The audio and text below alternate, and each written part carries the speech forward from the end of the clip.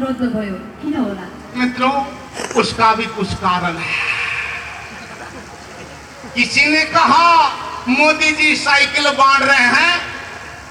मैंने साइकिल बांटने की कोई योजना नहीं बनाया था, सिर्फ हवा बांटने की बनाया था। तो मैंने सोचा भाषण क्यों करूं? नरेंद्र मोदी कोई जनकपुर नगर पालिका का मेयर नहीं है जो उड़ा उड़ा में भाषण करते चले जाए। मोदी जी, आपने भाषण में बनते हैं कि नेपाल और भारत के बीच में बहुत सी समानताएं हैं। असमानता चाहिए क्या क्या है? मित्रों, नेपाल और भारत के बीच में दो असमानताएं हैं। जैसे हिंदुस्तान में आणविक भट्टी है और नेपाल में जाणविक भट्टी है। और हिंदुस्तान में दर्शक जो है ताली बजाता है, यहाँ का बहुत लोभी होता है। आदरणीय दर्शकवृन्द, तपाईँले कार्यक्रम बुद्ध संवाद हेरिरहनु भएको छ र आजको अतिथि को हुनुहुन्छ त्यो पनि तपाईँले देखिसक्नु भएको छ र फेरि पनि म प्रश्नतर्फ नै लाग्छु। सानातिना कुरा छोडौँ, अब ठुलै प्रश्न गरौँ हाम्रो मोदीज्यूलाई। नेपाली जनता भन्छन् मोदीजीले बाहिरबाट निकै मिठो कुरा गर्ने अनि भित्रभित्रै तपाईँका कर्मचारी चाहिँ नेपालका नदी नाला उद्योग धन्दा कब्जा गर्ने खेल खेल्दैछन् भन्ने आरोप छ नि। मित्रों, मैंने 2-3 बार कहा हिंदुस्तान नेपाल के नदी नाला का लोभी नहीं है। एक गाना के साथ इसका जवाब देता हूँ। सबको मालूम है मैं शराबी नहीं, फिर भी आपका नेता खिलाए तो मैं क्या करूं? अब हामी एउटा खेल खेल्छौँ हाम्रो मोदीज्यूसँग। हाम्रो साथमा हुनुहुन्छ, तपाईँ सम्पूर्णको साथमा हुनुहुन्छ र खेल चट प्रश्न फट जवाब। मोदीज्यू, तपाईँलाई को मनपर्छ, नेपालका बाबुराम कि भारतका आशाराम? मित्रों, मैंने सोचा था ये बहन जी पत्रकार है, लेकिन अब लग रहा है किसी ने मोदी का तपस्या भंग करने के लिए उस पर ही भेज दिया। मित्रों, बाबूराम जी का बात तो मुझे ठीक ही लगता है, लेकिन बाबूराम जी को छोड़े आशाराम के पीछे जाऊं तो मोदी जी भी यौन का आरोप लग जाता है। इसीलिए अभी ना बाबूराम ना आशाराम, आज के लिए आराम। टाई सूट की धोती कुर्ता। मित्रों, मैं नेपाल और भारत के बीच में तराई का एक समानताएं है। गर्मी होते हैं, बिजली नहीं होता है, पंखा नहीं चलता है, इसीलिए सबको धोती पहने तो अच्छा होगा, क्योंकि धोती जो है वेंटिलेशन का काम करेगा। मोदी जी, मैरिज लाइफ की सिंगल लाइफ? मित्रों, ये बहन जी अपना कंफ्यूजन मुझसे उसके अपने मन में शांत कर रही है। मैंने यही प्रश्न कोमल ओली जी से पूछा था, तो उन्होंने जवाब दिया, उसका जवाब यही देता हूँ। मन पर आने हजार होते हैं, जुनी काटने उठे होते हैं। जती रुलाले धरधरी रुलाले, आफ्नो स्वास्थ्य आफ्नै होते हैं। पक्कै पनि चट प्रश्न फट जवाब हामीले पार गरिसकेका छौँ। आदरणीय दर्शकवृन्द, तपाईँले हेर्दै हुनुहुन्छ बुद्ध सामुदायिक टेलिभिजनको कार्यक्रम बुद्ध संवाद। म कार्यक्रम सञ्चालिका सीता शर्मा साथमा छु र आज हामीसँग हुनुहुन्छ माननीय प्रधानमन्त्री हाम्रो मित्र राष्ट्र भारतका मनोजेन्द्र मोदीजी हुनुहुन्छ हाम्रो साथमा। हामी उहाँसँग कुराकानी गरिरहेका छौँ र भने फेरि पनि हामी प्रश्नतर्फ लाग्छौँ। मोदीज्यू धार्मिक स्वभावको मान्छे हुनुहुन्छ, तपाईँ सम्पूर्णलाई थाहा छ। अरू नेता जस्तो कुनै कुरा लुकाउनुहुन्न। आज पनि उहाँले नेपालका नेतासँग भएका गोप्य वार्तामा के कुरा भए ती सबै हामी माझमा ओपन गर्दै हुनुहुन्छ। मोदीज्यू, हमारा प्रधानमंत्री सुशील कोइराला जीसँग के गोप्य बात हुआ? मैंने आपके प्रधानमंत्री के साथ 3 घंटा गोप पे बैठक किया। 3 घंटा में 2 घंटा आपके सुशील जी ने ऊ कहा, मैं कुछ भी नहीं समझा। मित्रों, 2.5 घंटा के बाद मैंने अपने धर्मपुत्र जीत बहादुर को पूछा कि ये ऊ का मतलब क्या होता है।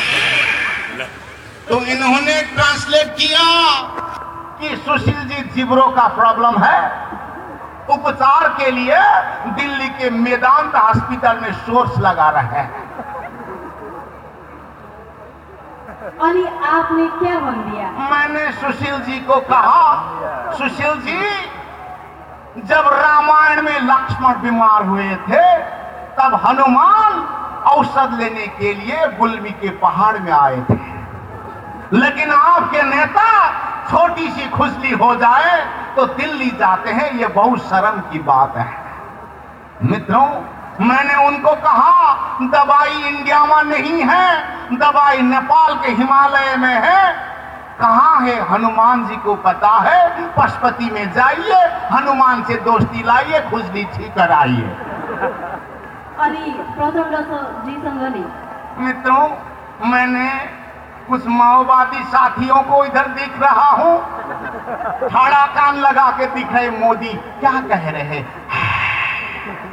मैंने आपके कमरेड को कहा, मैं प्रचंड जी को सम्मान करने नेपाल आया हूँ, क्योंकि माओवादियों ने दुनिया के सामने एक अच्छा संदेश दिया।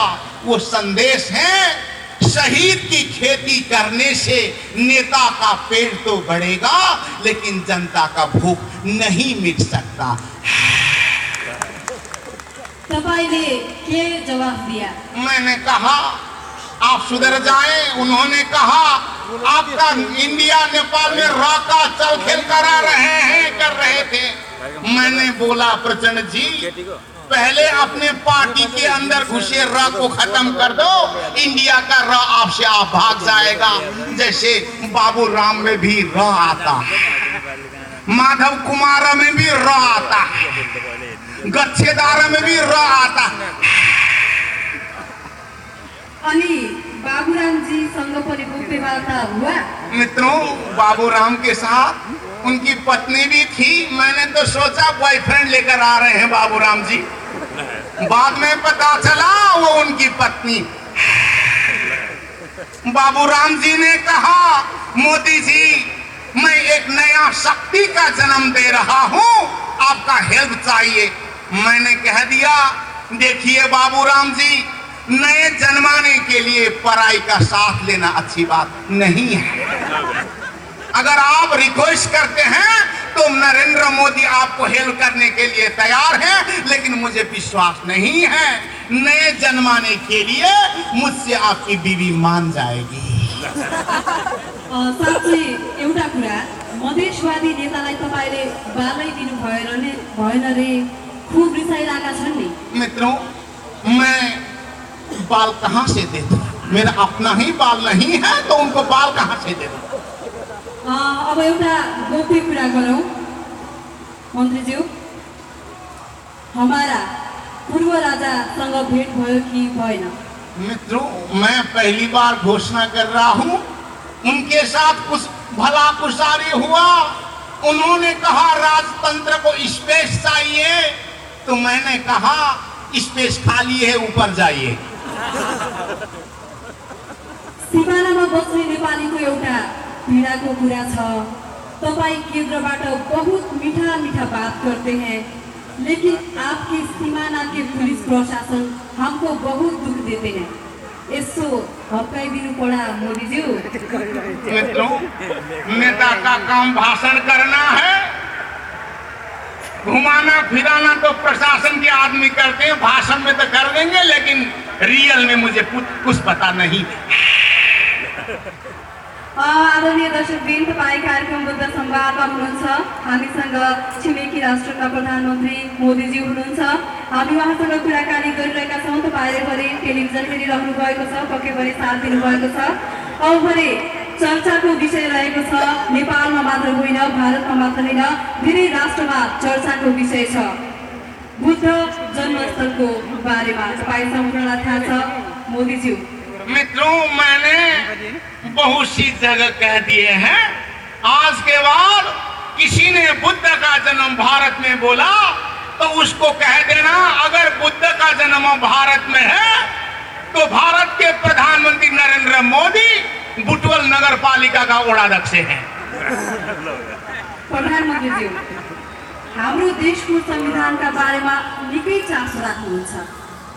मित्र राष्ट्रको प्रधानमन्त्रीको हैसियतले तपाईलाई के लाग्छ, हाम्रा सभासदहरूले माघ 8 मा संविधान बनाउलान् त?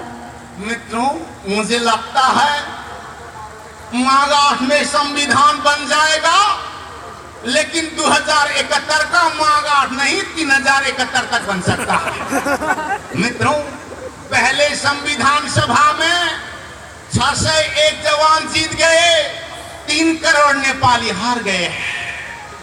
दूसरी संविधान सभा में 2-4 नेता जीत गए, 3 करोड़ जनता हार गए। फिर संविधान सभा खत्म हो गया, दूसरी संविधान सभा हो गया, तो याद करना उस दिन 2-4 नेता जीतेगा, पूरा नेपाल हार जा सकता है। इसीलिए मित्रों, मेरी बात अच्छी लगे तो ताली दिया जाए। मंत्री जी, आपकी उपस्थिति